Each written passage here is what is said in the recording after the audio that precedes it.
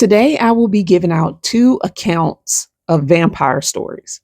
Okay, these two are based on true events. Now, this first story comes from a television show called Beyond Belief Fact or Fiction.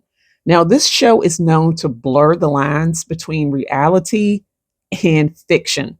Okay, and those lines are often blurred. And at the end of the show, they actually tell you whether it's false or real. So, here goes one story about a vampire that allegedly visited a hospital. Okay, and this is supposedly based on true events. So here goes. Now, it started at St. Francis County Hospital with a John Doe who was less of a man and more of a corpse because he was severely malnourished and gray with acute anemia. Now, Nurse Gwen didn't think he'd last the night, yet, after a few rounds of glucose and plasma, he didn't just stabilize, he thrived, but he remained airy. He was just flat and he refused to touch any solid foods. Now, at 2 o'clock a.m., Gwen caught a man and an Eastern European woman, Madame Kane, whispering in his room. They claimed the patient was their handyman named Eric. Now, Gwen, sensing something foul, watched them leave later that night, lugging two massive black heavy sacks. When the morning shift reported 200 blood bags stolen from the bank, Gwen knew. She tricked Eric into leaving for x rays and broke into his private washroom. Now, inside on the floor, she found so many plastic bags of drained blood. Okay. Like the plastic bags that they put the blood in. She found those littered all over his bathroom floor. Now, the air turned cold, and all of a sudden she turned around and Eric was sitting there behind her. He also had the body of the orderly that came to pick him up for the x rays. And as she could see, he had two fresh puncture wounds in his neck.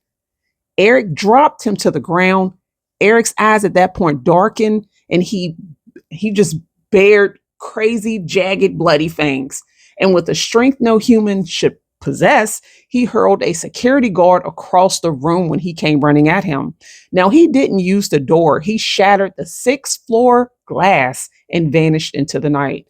Now, the hospital scrubbed the records to avoid any scandal, leaving Gwen to wonder if she had treated a patient or did she treat a predator that night. Now, this is story number two. Now, this one is called the Atlas Vampire Case. Now, this took place in 1932 in a quiet apartment in Stockholm. The body of 32-year-old Lily Lindstrom was discovered. She had been struck 3 times with a heavy blunt object, though the weapon itself was never found. When investigators examined the scene, they were met with a detail that defied logic. Lily's body had been almost entirely drained. Despite the trauma to her, there were no large stains on the bed or the floor to account for what was missing. Now, the autopsy findings. Now, the official autopsy revealed that Lily had been deceased for 2 to 3 days before she was found. The medical examiner confirmed the cause of her passing was 3 crushing blows to the skull. But the most startling discovery was a total lack of blood remaining in her circulatory system.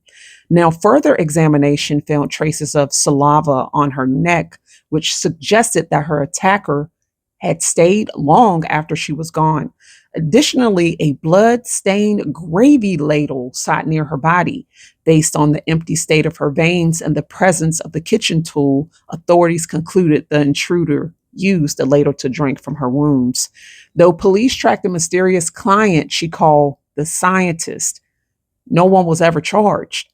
The Atlas vampire vanished, leaving behind only an empty vessel and a stained ladle that remains in a police museum to this day.